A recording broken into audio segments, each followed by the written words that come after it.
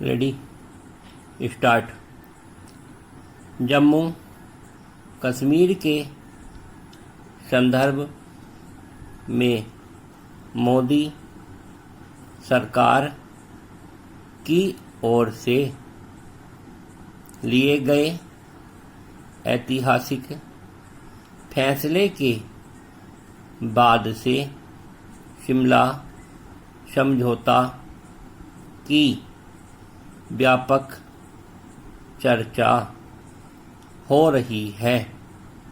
3 जुलाई 1972 को हुए इस समझौते के बारे में यह बात हम लोग ही जानते हैं कि उसकी धज्जियां पाकिस्तान के तत्कालीन शासक जुल्फ़िकार अली भुट्टो ने उसी जुलाई महीने में ही उड़ानी शुरू कर दी थी।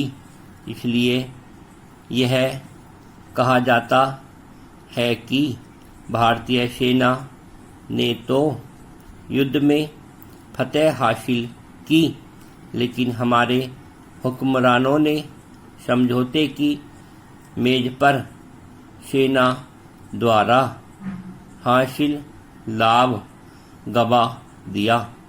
ताशकंद समझौते में भी ऐसा ही हुआ था। ताशकंद समझौते के खिलाफ केंद्रीय मंत्री महावीर ने अपना इस्तीफा तक दे दिया था। वह ताशकंद समझौते की कुछ शर्तों से असहमत थे। लाल बहादुर शास्त्री के निधन के बाद गुलजारी लाल नंदा कार्यवाहक प्रधानमंत्री बने थे। शास्त्री मंत्रिमंडल के सारे सदस्य नंदा मंत्रिमंडल में भी शामिल कर लिए गए। जब ताशकंद समझौते पर मुहर लगाने के लिए मंत्रिमंडल की बैठक हुई तो बहुत देर तक ताशकंद समझौते पर विवाद होता रहा। महावीर त्यागी ने लिखा है, जब इस समझौते को स्वीकार करने का प्रस्ताव आया तो मैं कैबिनेट छोड़कर बाहर आ गया और अपना त्यागपत्र नंदा जी के पास भेज दिया। अपने इस्तीफे के बाद त्यागी जी ने कहा कि उनकी समझ से पाकिस्तान और भारत तब तक अच्छी तरह उन्नत और संपन्न नहीं बनेंगे जब तक इन दोनों देशों में एकता स्थापित नहीं हो जाती।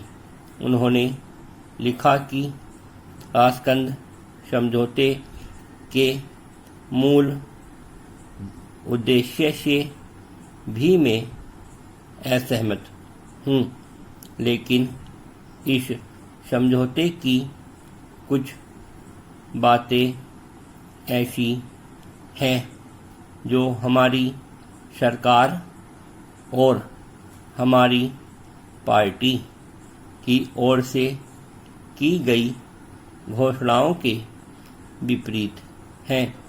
इस समझौते के कई तत्व बहुत ही गंभीर हैं।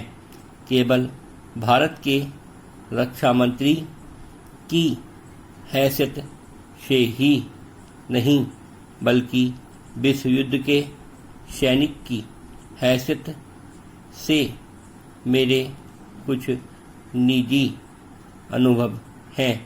उनके आधार पर मैं यह कह सकता हूँ कि जीती हुई